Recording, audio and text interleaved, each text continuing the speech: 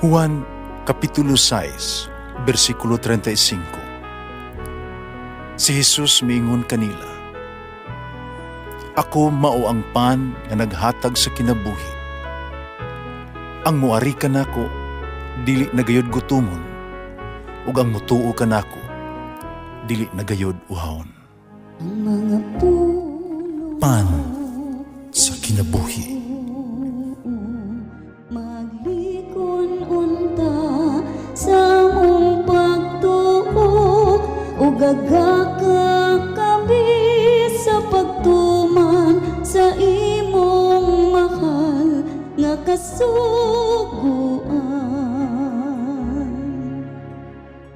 Ang ginuman na kaninyo.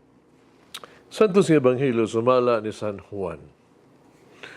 Si Jesus miyahat sa langit o nag-ampo. O karon mo ana ako kanimo, di na ako magdugay dinhi sa kalibutan. Apan, ugabilin sila dinhi. Bala ang amahan. Bantayi sila diha sa gahom sa imong ngalan.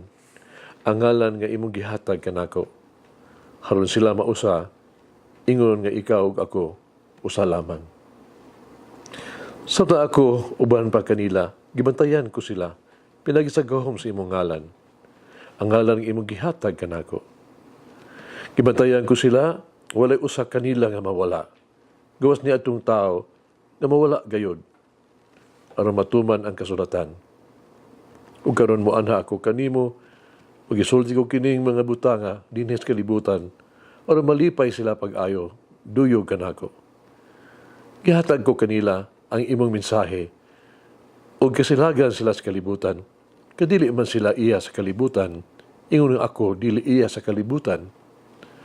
Wala ko maghangyo kanimo, nakuhaon mo sila, gikan sa kalibutan. Kung dili, bantayan mo sila, hinuon, batok sa yawa.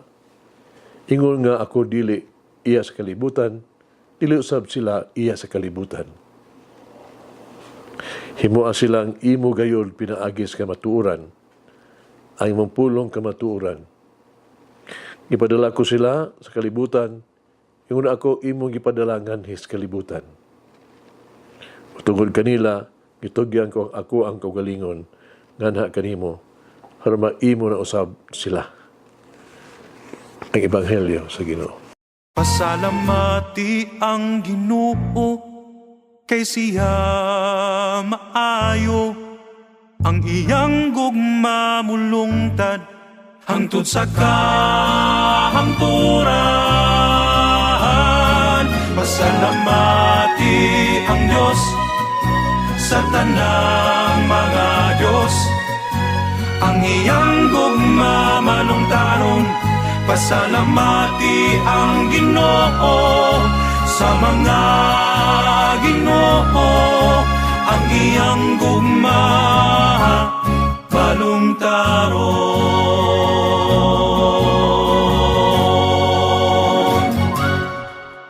Batasan ako, matag higayon nga dunay mohangyo kanako ug pag-ampo. Ako mag-ampo dayon alang ng tao nga naghangyo. Kung sa siyang katuyuan mo sa ibuhat ako kini diha dayon. Mintas kami nag-istoryahanay pa. Nakatunan ako sa akong eksperyensya sa akong pagkapare. Nga mas maayo nga iampo ni mo dayon ang tao, pero dili ni mo makalimtan ang hangyo sa tao kung buhaton ni mo kini sa lain ng panahon, ni gayon. Tingali unyag tungod sa tuang kabisi, makalimot tinuon kita sa pag-ampo kanila. Isip sa kapare, gihangyo ako. Sa daghang mga tao sa pag-ampo alang kanila, kung sila mga katuyuan. Tingali ka usab gihangyo sa pag-ampo alang sa uban ng mga tao, ng imong mga higala. Hindot kaayo nga nahunaon ba? Nga dunay tao nga nag-ampo kanato. Gawa sa pag-ampo alang sa itong kaugalingon. Apan, mandura ba nimo nga ang Diyos mismo karon sa itong iba sa Ebanghelyo, nag-ampo alang kanimo?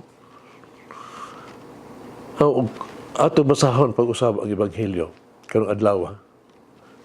Tanawon si Jesus na naghangyo sa amahan. Kapag nalipdan kita gikan sa dautan, Nga diyan ni Jesus, nga si Jesus nag-ampo alang ka nato. Makapahingang ha kayo eh.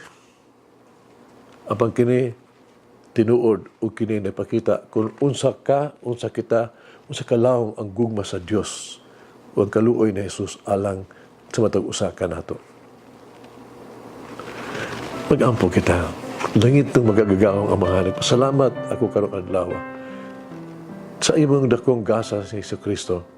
Gugma mo nga igumaon mo ako sa pag-ayo ug imong ipadala ang imong bugtong anak. Kung mabuhi o mamatay alang sa akong mga sala. Nagsaulo ako sa iyang nagsaulo ako sa iyang mahimayaong pagkabanhaw. O nag-angkon sa kadaugan batok sa kamatayon ug sala. Hinaot nga mamatay ako adlaw-adlaw sa akong mga sala. Ug magpaduol kanimo ug sa imong dalan alang sa akong kinabuhi. Ako nagpuyo sa hingpit na kalipay ni Kristo. Pasilo ang akong mga sala, Ginoo. Amen. O Mary, keep me vigilant in faith. Mulang ina ang Diyos magagahom sa tanan, Amahan, Anak, Espiritu Santo. Amen. May the Lord of the divine mercy bless us all, heal us from all diseases and suffering. Ayun unta niya kita, tanang mga sakit na sa lawas, o sa kalag, body and soul. In the name of the Father, the Son, and of the Holy Spirit.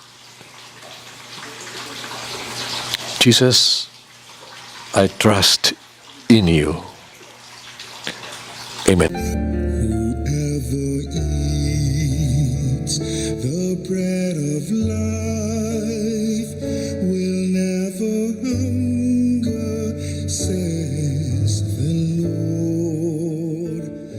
Kay galaan inyong nabati ang pagpaambit ug hamubong pamalandong sa pulong sa Dios pinaagi sa tulumanon pan sa kinabuhi nga gidumala ni Monsignor Daddy Silva. Hangtod na usab sa sunod higayon, daghang salamat. The bread of life